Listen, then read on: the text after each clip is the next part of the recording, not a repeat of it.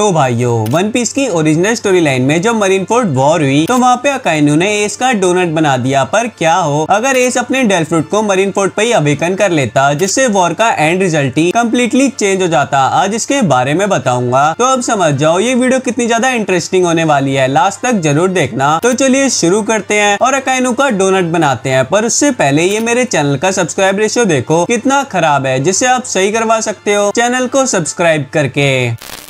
तो बात ऐसी है, मरीनफोर्ड वॉर से पहले जो कुछ भी हुआ वो सब सेम रहा। ब्लैकबीड ने थैच को मारा, जिसके कारण से एस ब्लैकबीड के पीछे पड़ गया, पर एस को ब्लैकबीड ने डिफीट कर दिया और मरीन को देखे ब्लैकबीड खुद एक वॉरलॉर्ड बन गया और मरीन ने एस के एग्जीक्यूशन को अनाउंस कर दिया। तो लूफी को जब ये पता चला कि एस का एग्जीक्यूशन होने वाला है तो ये एस को बचाने के लिए इम्पेल डाउन में गया, पर एस इम्पेल डाउन से मरीनफोर्ड पे निकल गया। जिसके बाद मरीनफोर्ड पे मरीन ने अपनी फोर्स को इकट्ठा करा, साथ में वॉरलॉर्ड्स को भी बुलाया और पैसिफिस्टा को भी, क्योंकि व्हाइटबेड पायरेट्स अपनी फुल अलायंस के साथ मरीनफोर्ड पे आने वाली होती है एस को एग्जीक्यूशन से बचाने के लिए। जिसके बाद एस को एग्जीक्यूशन प्लेटफॉर्म में बांध के रखा होता है सी स्टोन से। तो तब जाके सेनगोकू ये अनाउंस करता है कि पोर्टगस डी एस बेटा है pirate king gold D Roger का, जो सुन के पूरे वन पीस के वर्ल्ड में तहलका मच जाता है। और फिर तभी मरीनफोर्ड के बीचों बीच में से व्हाइटबेड पायरेट अपनी अलायंस के साथ अपीयर होते हैं और मोबी डिक से व्हाइटबेड बाहर आता है और अपना गुरा गुरा नोमी का यूज करके वॉर को स्टार्ट करता है। जिसके बाद व्हाइटबेड पायरेट्स और मरीन में बहुत सारी फाइट होती है, जिसमें व्हाइटबेड किजारू और कुजान से अलग अलग फाइट करता है और मार्को भी किजारू से फाइट करता है। बाकी व्हाइटबेड के कमांडर्स मरीन के कैप्टन, वाइस एडमिरल और वॉरलॉर्ड से फाइट करते हैं। और जब फाइट जोरों शोरों से चल रही होती है तो लिटिल ओर्स जूनियर एस को बचाने के लिए आगे बढ़ता है, पर मरीन और वॉरलॉर्ड मिलके इसे निपटा देते हैं। जो इस एग्जीक्यूशन प्लेटफॉर्म पे बंधा हुआ सब कुछ देख रहा होता है, कैसे उसे बचाने के लिए व्हाइटबेड पायरेट्स अपनी जान को जोखिम में डाल रहे हैं और उसके चक्कर में बहुत से मासूमों की इंजरी हो रही है या तो वो मर जा रहे हैं, जिससे एस बिल्कुल भी खुश नहीं होता और बस उदास होकर मजबूरी में सब कुछ देख रहा होता है। पर तभी इसे ऊपर आसमान से चीखने की आवाज आती है, एस मैं आ गया। तो सब अपनी फाइट को थोड़ी देर के लिए रोक के ऊपर आसमान में देखते हैं। तो लूफी और इम्पेल डाउन के कुछ प्रिजनर आसमान से गिरते हुए मरीनफोर्ड के बीचों बीच में गिरते हैं। जिसके बाद लूफी व्हाइटबेड पायरेट के साथ मिलके एस को बचाने के काम में लग जाता है। तो लूफी फिर मरीन के बहुत सारे मेंबर से फाइट करता है, जिसमें ये तीनों एडमिरल भी थे, पर लूफी सबसे बचता हुआ आगे बढ़ता है क्योंकि इसके पीछे से व्हाइटबेड आता है, जो अकाइनू से फाइट करता है और अपने गुरा गुरा नोमी के जरिए सबको तोड़ के रख देता है। तो लूफी मौके का फायदा उठा के इनाजुमा के जरिए एस के पास में जाने लगता है और रास्ते में इसने गार्प को एक पंच भी मार दिया था। और लास्ट में जाके मिस्टर 3 की हेल्प से लूफी एस को सी स्टोन की चेन से फ्री करता है, जो देखते ही व्हाइटबेड पायरेट्स और इनकी अलायंस फुल जोश में आ जाती है। तो फिर एस और लूफी मरीन को पीट के वहाँ से भागने लगते हैं, क्योंकि व्हाइटबेड अब सबसे पीछे रह के मरीन को रोकने में लग जाता है और अपने क्रू को ऑर्डर देता है सब वहाँ से भाग जाओ। तो व्हाइटबेड पायरेट्स को व्हाइटबेड का ऑर्डर मानना पड़ता है, पर एस व्हाइटबेड को बचाने में लग जाता है। पर तभी अकाइनू इनके सामने आता है पायरेट्स को मारता हुआ, और जब व्हाइटबेड पायरेट भागने वाले होते ही हैं और ये एस को अपने साथ में लेके जाने वाले ही होते हैं कि अकाइनू एस के पीछे से व्हाइटबेड की बुराई करना शुरू कर देता है। जो सुनते ही एस भागना बंद करके अकाइनू से फाइट शुरू करता है, पर एस इस टाइम तक अकाइनू से बहुत ज्यादा वीक था, तो ये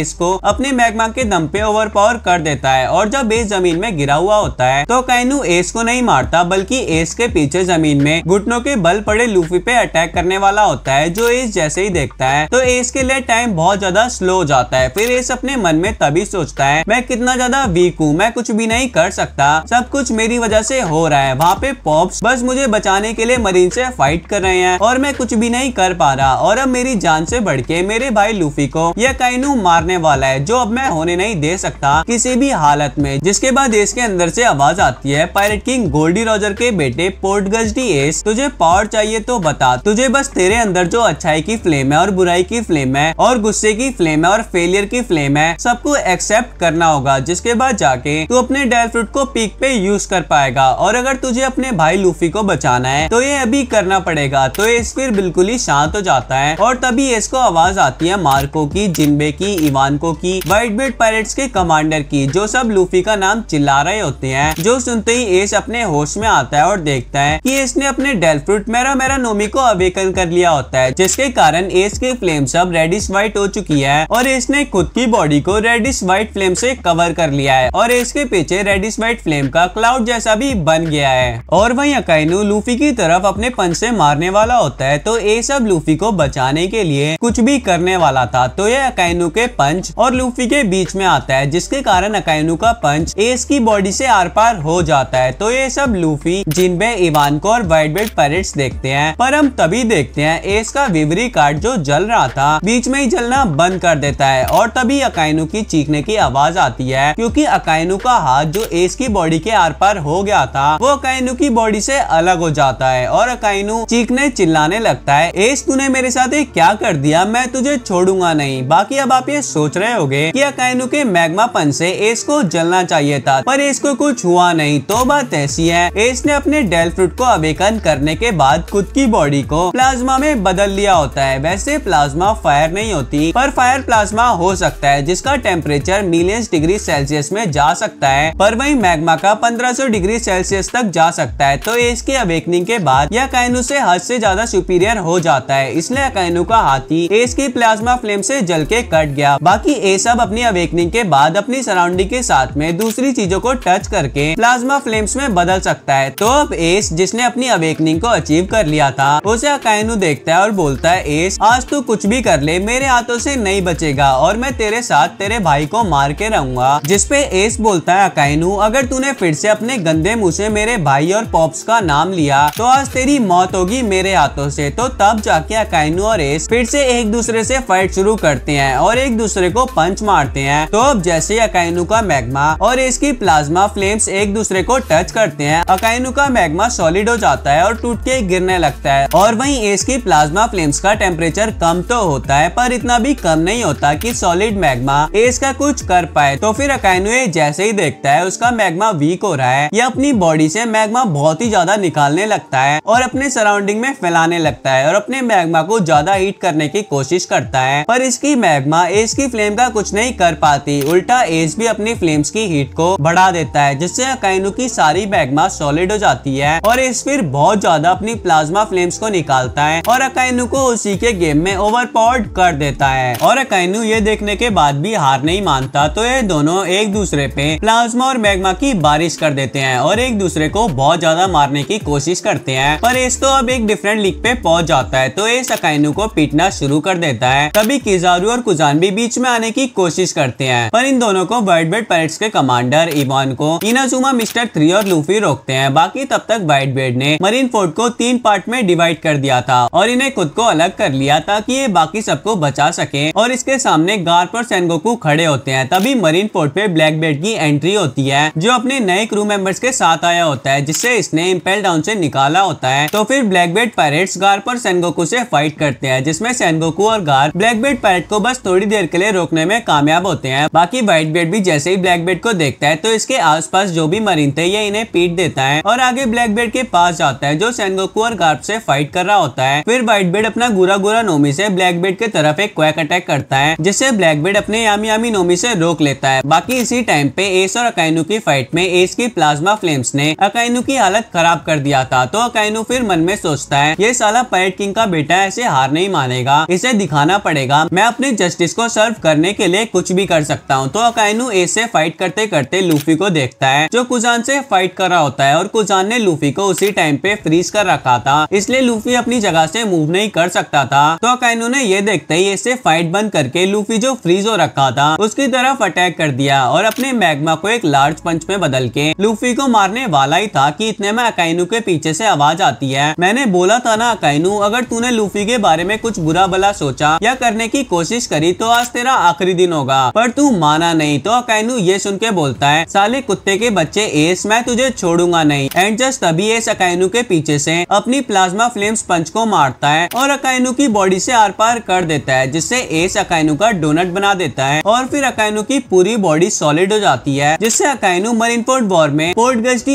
एस के हाथों से मारा जाता है। फिर जाके एस लूफी को कुजान की एज से फ्री करता है, पर तभी कुजान एस पे अटैक कर देता है। तो इतने में मार्को भी बीच में आता है और बोलता है, एस इस कुजान को मेरे लिए छोड़ दे, तू जाके पॉप्स को देख। ब्लैक बेल्ट अपने क्रू के साथ यहाँ पे आ गया है और वो पॉप्स से फाइट कर रहा है और पॉप्स की हालत सही नहीं है। तो तभी एस देखता है white belt marine Ford headquarter के पास में है, जहाँ पे white belt black belt pirate से अकेले फाइट कर रहा है। तो एस ये देखते ही लूफी को बोलता है, तू यहीं पे रहियो मार्को के पास में, मैं पॉप्स को बचा के आता हूँ। तो लूफी बोलता है, एस मैं भी चलूंगा, जिसपे एस लूफी को मना कर देता है और एस खुद की प्लाज्मा फ्लेम फ्लेम्स को अपने हाथों से जमीन की तरफ मारता है, जिससे एस हवा में उड़ने लगता है और एस फिर ऐसे जाके खुद के और व्हाइट बेड के बीच के गैप को कम करता हुआ आगे जाता है। और इस टाइम तक ब्लैक बेड ने व्हाइट बेड को अपने वॉइड में आधा फंसा लिया था और ब्लैक बेड अपने क्रू को ऑर्डर देता है व्हाइट बेड को मारो। तो तभी black bed pirates white bed को मारने वाले ही होते हैं कि एस तभी हवा में कूद के इनकी तरफ आता है और अपनी प्लाज्मा फ्लेम को ब्लैक बेड पायरेट की तरफ फैला देता है, जिससे ब्लैक बेड पायरेट्स के मेंबर थोड़े बहुत जल जाते हैं क्योंकि बाकी की फ्लेम्स ब्लैक बेड के वॉइड में चली जाती है। और ये देखते ही ब्लैक बेड अपनी डार्कनेस को रोकता है क्योंकि अब व्हाइट बेड और अवेकन एस के सामने ब्लैक बेड पायरेट्स खड़े थे। और तब ब्लैक बेड बोलता है एस तू अभी तक मरा नहीं, और क्या बात है लास्ट टाइम मेरे से हारने के बाद से ये तेरी फ्लेम्स का कलर कैसे चेंज हो गया। तो तभी डॉक्यू बोलता है कैप्टन ब्लैक बियर्ड इसकी फ्लेम्स की हीट अप बहुत ज्यादा बढ़ गई है, देखो कैसे मेरा डेल्फ्रूट भी अभी तक सही नहीं कर पाया हमें। तो ब्लैक बेड बोलता है क्या बात है एस, लगता है तू स्ट्रॉन्ग हो गया है पर भूल मत मेरा ये डेल्फ्रूट क्या कर सकता है। तो एस फिर जाके बोलता है ब्लैक बियर्ड लास्ट टाइम तू बच गया पर आज नहीं बचेगा और तेरे साथ आज तेरा क्रू भी खत्म होगा। तूने पहले थैच को मारा और अब पॉप्स जिसने तुझे और मुझे अपने बेटे जैसा माना उसको मारने की कोशिश करी, तू आज नहीं बचेगा। और तभी ब्लैक बेड अपनी डार्कनेस को फैलाने लगता है एस और व्हाइट बेड की तरफ और बाकी के ब्लैक बेड पायरेट्स के मेंबर डिफरेंट डायरेक्शन से एस और व्हाइट बेड की तरफ अटैक करते हैं, जिसमें व्हाइट बेड बोलता है एस तू ब्लैक बेड को देख, बाकियों को मेरे लिए छोड़ दे। तो एस बोलता है पर पॉप्स आप इस हालत में इन्हें कैसे संभालोगे। तो व्हाइट बेड बोलता है मैंने तेरे को पहले ही बोला था इधर मत आइयो, पर अब आ गया है तो जैसा बोल रहा हूँ वैसा ही कर और थैच की मौत का बदला ले। फिर जाके एस भी अपनी प्लाज्मा फ्लेम्स को ब्लैक बेड की डार्कनेस की तरफ अपनी बॉडी से फैलाने लगता है और साथ में प्लाज्मा फ्लेम्स के पिस्टल बना के ब्लैक बेड पायरेट्स के बाकी के मेंबर की तरफ शूट करता है, जिससे व्हाइट बेड को टाइम मिल जाता है अपने डेल्फ्रूट का यूज करने का। बाकी ब्लैक बेड की डार्कनेस और एस की प्लाज्मा फ्लेम्स में जैसे ही कांटेक्ट होता है ब्लैक बेड की डार्कनेस एस की प्लाज्मा फ्लेम्स को अपनी वॉइड में लेने लगती है, पर इतने में व्हाइट बेड ने अपने डेल्फ्रूट के जरिए एक quack attack black bed pirate की तरफ मार दिया, जिससे ब्लैक बेड पायरेट के मेंबर को बहुत ज्यादा डैमेज पड़ा, यहाँ तक कि ब्लैक बेड को भी डैमेज पड़ा। तो इसने अपनी डार्कनेस को रोक दिया, जो देखते ही एस प्लाज्मा फ्लेम्स के टॉर्नेडो बना के ब्लैक बेड की तरफ फेंक देता है, जो देखते ही ब्लैक बेड टॉर्नेडो को रोकने के लिए अपनी डार्कनेस का यूज करता है और टॉर्नेडो को जैसे ही खत्म करता है तो ब्लैक बेड देखता है एस ने इसकी तरफ प्लाज्मा पिस्टल से शूट करा है और साथ में खुद भी ब्लैक बेड की तरफ कूद के प्लाज्मा फ्लेम्स का पंच बना के मार रहा है। तो ये अपनी ग्रेविटेशनल फोर्स का यूज करके एस को अपनी तरफ और भी तेज स्पीड से खींचता है और इसके प्लाज्मा पंच को डार्कनेस से रोक लेता है, पर इसकी प्लाज्मा पिस्टल शूट को नहीं रोक पाता। तो जैसे ही पिस्टल शूट जाके ब्लैक बेड को लगती है ब्लैक बेड वहीं झटपटा जाता है और इसको छोड़ देता है और बोलता है एस ये तेरी फ्लेम्स इतनी खतरनाक कैसे हो गई। तो तब जाके ब्लैक बेड देखता है उसकी बॉडी पे जहाँ पे भी एस के प्लाज्मा फ्लेम्स के पिस्टल शूट लगे हैं वहाँ पे स्कार बन गया है, जो अब कभी भी भरने नहीं वाला। तो ब्लैक बेड बोलता है एस तू बचेगा नहीं, अब देख तेरे साथ ये पूरा मरीन फोर्ट खत्म होगा। बाकी वहीं व्हाइट बेड ने अपने डेल्फ्रूट का यूज करके ब्लैक बेड पायरेट के मेंबर को बहुत मारा, पर इसे भी ब्लैक बेड पायरेट के मेंबर ने इंजरी दी थी, जिससे व्हाइट बेड की हालत बद से बदतर होते जा रही थी। और तब तक ब्लैक बेड ने अपनी डार्कनेस को हवा पे एक जगह कलेक्ट करके बहुत बड़ा सा डार्कनेस बना दिया था, जिससे मरीन फोर्ट पे जो सन की रोशनी आ रही थी वो कम होने लगी। जो मरीन फोर्ट पे जो भी लोग थे वो सब नोटिस कर लेते हैं, तो सब ब्लैक बेड के डार्कनेस वाले सन की तरफ देखते हैं, जो देखते ही बहुतों के मन में डर आने लगता है। यहाँ तक कि कोबी तो ये देख के मूत भी देता है और लूफी ये देख के बोलता है एस। एंड तभी हम देखते हैं एस भी अपनी रेडिश व्हाइट फ्लेम को हवा में कलेक्ट करके एक रेडिश व्हाइट सन बना देता है, जिससे अब जो डार्कनेस मरीन फोर्ट पे छा रही थी वो कम होने लगी थी। एंड फिर एस बोलता है ब्लैक बियर्ड ये खेल यहीं पे खत्म कर दे, जिसपे ब्लैक बेड बोलता है तू और व्हाइट बेड जब तक मरेंगे नहीं कुछ भी नहीं रुकेगा। जो बोलते ही ब्लैक बेड अपनी डार्कनेस सन को एस की रेडिश व्हाइट सन की तरफ फेंकता है और एस भी फिर ऐसा ही करता है। और जैसे ही दोनों सन एक दूसरे को टच करने वाले ही होते हैं तभी दोनों के बीच में कोई आता है और कॉन्कराकी का बस्ट मारता है, जो इतना ज्यादा स्ट्रॉन्ग बस्ट था कि दोनों सन गायब हो जाते हैं। और तभी हम देखते हैं ये करने वाला था शैंक्स, जो अपने क्रू रेड एयर पायरेट के साथ मरीन फोर्ट पे आ गया है और आके बोलता है द वॉर इज एंड। पर एस बोलता है शैंक्स ये ब्लैक बेड मेरे हाथों से मरेगा, जिसपे शैंक्स बोलता है एस शांत हो जा और व्हाइट बेड की तरफ देख। तो एस व्हाइट बेड की तरफ देखता है जिसकी हालत बहुत खराब थी। तो एस फिर अपनी प्लाज्मा फ्लेम्स को रोक के व्हाइट बेड के पास जाता है और बोलता है पॉप सॉरी मुझे माफ कर दो, मैंने आप पे ध्यान नहीं दिया। तो व्हाइट बेड इस पे बोलता है कोई नहीं एस, इसमें तेरी कोई गलती नहीं है, पर अब तुझे अपने क्रू का ध्यान रखना पड़ेगा क्योंकि अब मैं जाने वाला हूँ। और हाँ तेरे पापा पायरेट किंग गोल्डी रॉजर ने वन पीस को ढूंढा और उसका ब्लड लाइन तेरे अंदर है, तो तू आगे बहुत बड़ा काम करेगा। और तभी व्हाइट बेड चिल्ला के बोलता है वन पीस इज रियल, और ये बोलते ही शांत हो जाता है, जिससे सबको पता चल जाता है world strongest man Edward NuGet, अक्का व्हाइटबेर्ड अब नहीं रहा तो व्हाइटबेर्ड पायरेट्स लूफी और एस रोने लगते हैं और तब जाके सेनगोकू और गार्प आते हैं, जिन्हें देख के शैंक्स बोलता है अब ये वॉर यहीं पे खत्म कर देना चाहिए। मरीन की तरफ से अकाइनु का डोनट बन गया और व्हाइटबेर्ड पायरेट्स की तरफ से व्हाइटबेर्ड भी नहीं रहा। बाकी अगर किसी को फाइट करने का मन है तो हमसे फाइट करना पड़ेगा। और बता ब्लैकबियर्ड करना चाहता है मेरे से फाइट, जिसपे ब्लैकबियर्ड बोलता है अभी टाइम नहीं आया तेरे से फाइट का, अब मैं चलता हूँ। जिसके बाद ब्लैकबियर्ड पायरेट अपनी बुरी हालत में मरीन फोर्ट से चले जाते हैं तो शैंक्स बोलता है एस तू व्हाइटबेर्ड की बॉडी ले जा और सेनगोकू तू अकाइनु की बॉडी अपने पास रख। जिसके बाद जो कोई भी मरीन फोर्ट पे आया हुआ था वो मरीन फोर्ट से भाग जाते हैं। फिर व्हाइटबेर्ड पायरेट्स व्हाइटबेर्ड को लास्ट टाइम रिस्पेक्ट के साथ अलविदा कर देते हैं और अब व्हाइटबेर्ड और अकाइनु मर गए तो कुजान अकाइनु की जगह फ्लीट एडमिरल बनेगा और एस व्हाइटबेर्ड पायरेट्स का न्यू कैप्टन बनेगा और आगे जाके पेबैक वॉर करेगा ब्लैकबियर्ड पायरेट्स से, जिसमें कोई रिजल्ट नहीं आता क्योंकि ब्लैकबियर्ड के पास अब गुरा गुरा नोमी नहीं था, इसलिए ब्लैकबियर्ड पायरेट्स भाग जाते हैं। और एस ने जो मरीन फोर्ट वॉर पे कांड करा और एस की पावर को देखने के बाद वर्ल्ड गवर्नमेंट एस को योनको बना देते हैं और लूफी इस बार पहले तो एस के साथ व्हाइटबेर्ड पायरेट्स में रहता है, जहाँ पे रेली आके लूफी और एस दोनों को ट्रेनिंग देता है और एस लूफी को ऑफर देता है इसका क्रू ज्वाइन करने का, पर लूफी एस के ऑफर को रिजेक्ट कर देता है क्योंकि इसे अपने क्रू के पास जाना था। बाकी इस बार एस जिंदा है तो आगे जाके मेजर इवेंट में एस और लूफी साथ में काम करते हैं और एस लूफी से हमेशा ज्यादा पावरफुल रहता है क्योंकि एस का डेल फ्रूट पहले अवेकन हुआ था, पर जैसे ही वानो वॉर खत्म होती है लूफी और एस सेम लेवल पे आ जाते हैं क्योंकि दोनों योनको बन जाते हैं और फिर एस भी वन पीस की खोज में लग जाता है, जिसके लिए दोनों भाई को एक दूसरे से फाइट करनी पड़ती है। बाकी अब आपको अगर अवेकन एस की फाइट गियर 5 लूफी से देखना है तो कमेंट कर दो और ये वीडियो यहीं तक थी, तो ये वीडियो कैसी लगी ये भी कमेंट कर दो और 1000 लाइक का टारगेट है आपके पास, जल्दी से पूरा करवा दो। और अगर अभी तक चैनल को सब्सक्राइब नहीं करा तो कर लो। मैं मिलता हूँ तुमसे नेक्स्ट वीडियो में। सायोनारा।